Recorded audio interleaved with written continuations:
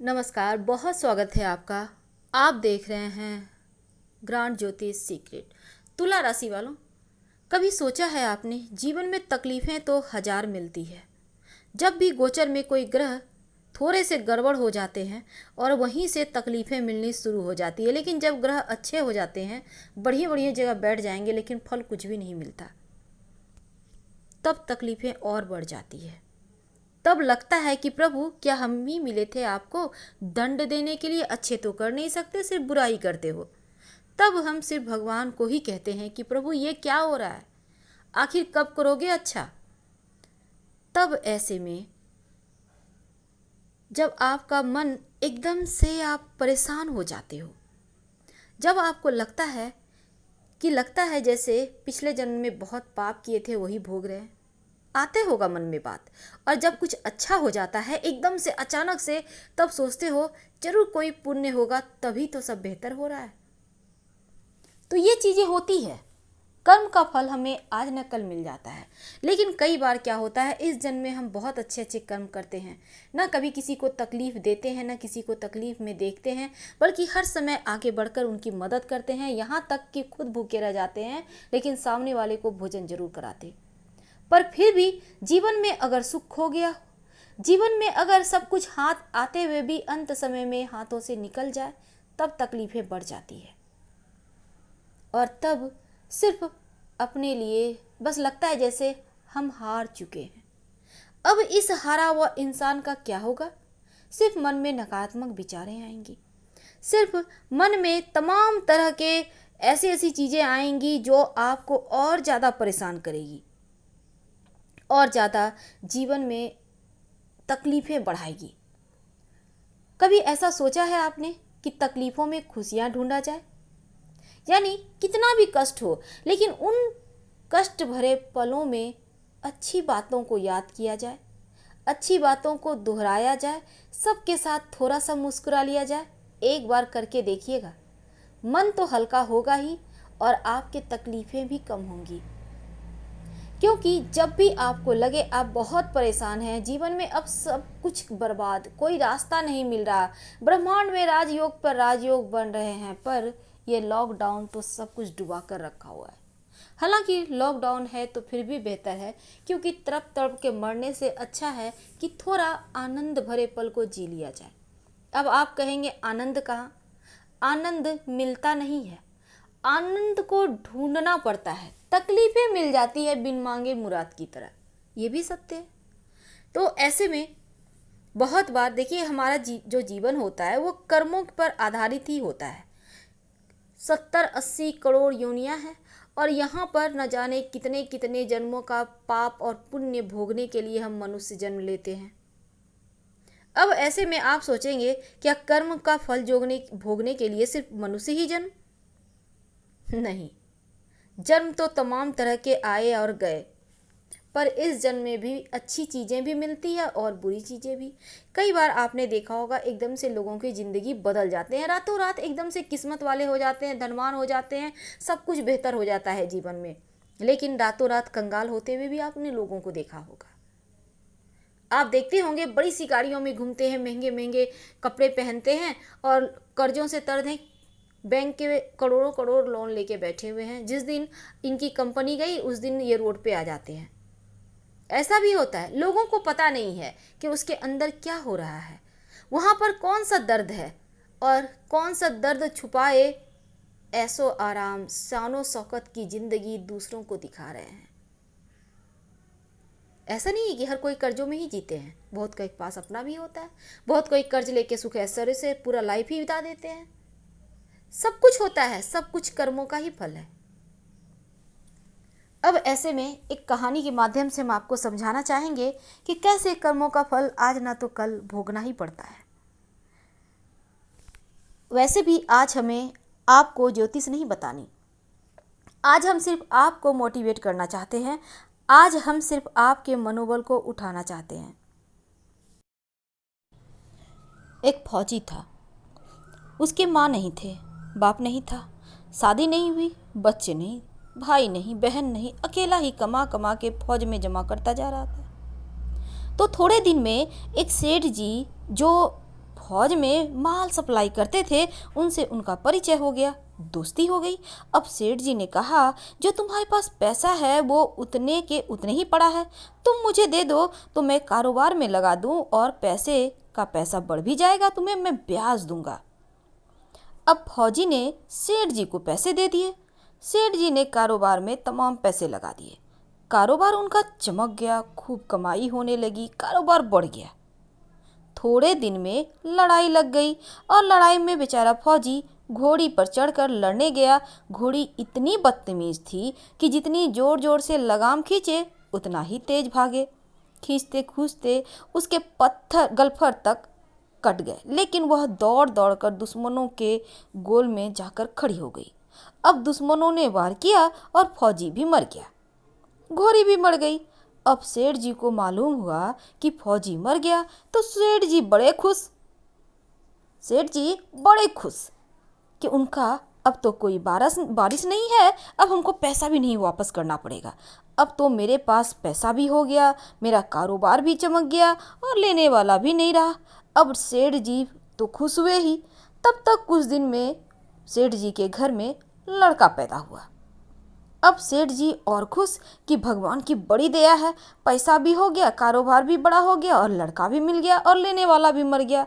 सेठ जी तो बड़े खुश थे। वो लड़का होशियार था, पढ़ने में भी समझदार था सेठ जी का बेटा। अब सेठ जी ने उसे पढ़ाया लिखाया, पढ़ लिख कर बड़ा हो गया आदमी। सोचा कि अब ये कारोबार संभाल लेगा, चलो इसकी शादी कर देते हैं। शादी करते ही घर में आ गई बहुरानी। अब दुल्हन आ गई। अब उसने सोचा कि चलो बच्चे की शादी हो गई, अब कारोबार संभालेगा। लेकिन कुछ दिन में बच्चे की तबीयत खराब हो गई। अब सेठ जी डॉक्टर के पास, हकीम के पास, वैद्य के पास दौड़े फिर रहे। जो भी दवा दे रहे हैं दवा असर नहीं करता, बीमारी बढ़ती जा रही, पर पैसे बर्बाद होते जा रहे हैं, बीमारी बढ़ती जा रही है, रोग कट नहीं रहा। अंत में डॉक्टर ने कह दिया कि यह जो मर्ज है, यह जो बीमारी है, ये लाइलाज है, ये बच्चा 2-4 दिन में मर जाएगा। अब डॉक्टरों के जवाब देने पर सेठ जी निराश होकर बच्चे को लेकर रोते हुए आ रहे थे। रास्ते में एक आदमी मिलता है, कहता है, अरे सेठ जी क्या हुआ, बड़े दुखी लगते हो।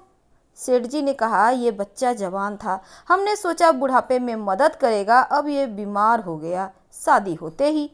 हमने इसके लिए खूब पैसा लगा दिया और जिसने जितना मांगा उतना दिया, लेकिन आज डॉक्टर ने जवाब दे दिया, अब ये बचेगा नहीं, अब ले जाओ, 4 दिन में मर जाएगा, ऐसा कहा है डॉक्टर ने।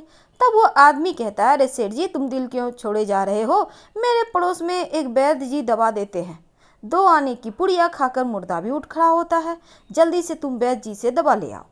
अब सेठ जी दौड़े वैद्य जी के पास, 2 आने की पुड़िया ले आए और पैसा भी दे दिया।